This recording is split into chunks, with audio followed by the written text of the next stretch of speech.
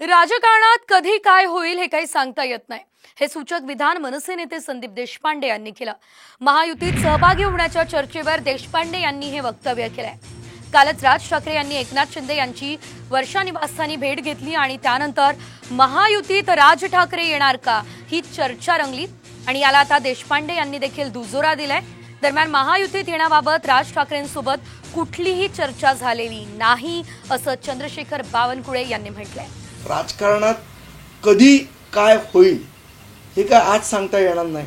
2024च्या पोटात काय दडलंय हे कोणाला माहिती, पण याबाबतचा जो काही निर्णय असेल तो सन्मान्य राजसाहेब योग्य वेळ घेतील आणि तो महाराष्ट्राच्या हिताचा असेल, हिंदुत्वाच्या हिताचा असेल आणि मराठी माणसाच्या हिताचा असेल। सन्मान्य राजसाहेबांकडे बाळासाहेबांच्या विचाराचा वारसा आहे, वास्तूचा वारसा असेल काही लोकांकडे, पण विचारांचा जो वारसा आहे तो सन्मान्य राजसाहेबांकडेच आहे। आतापर्यंत राज ठाकरे साहेबांशी आमची काही चर्चा झाली नाही। ते आमचे मित्र आहेत, मी त्यांच्याकडे जातो, ते आमच्याकडे येतात, पारिवारिक संबंध आहेत, पण युतीबद्दल अशी कुठलीही चर्चा राज साहेबांसोबत झाली नाही आणि आमची कोणाशीच झाली नाही।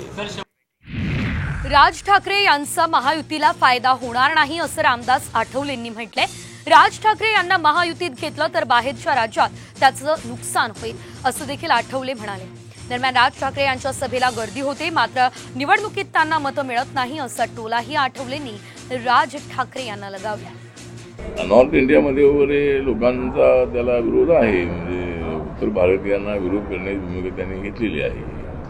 त्यामुळे मुस्लिमांना विरोध करणारी भूमिका त्यांनी घेतलेली असल्यामुळं त्या समाजामध्येही जे काही सिंपॅथी आहे ती थोडी कमी होण्याची शक्यता आहे।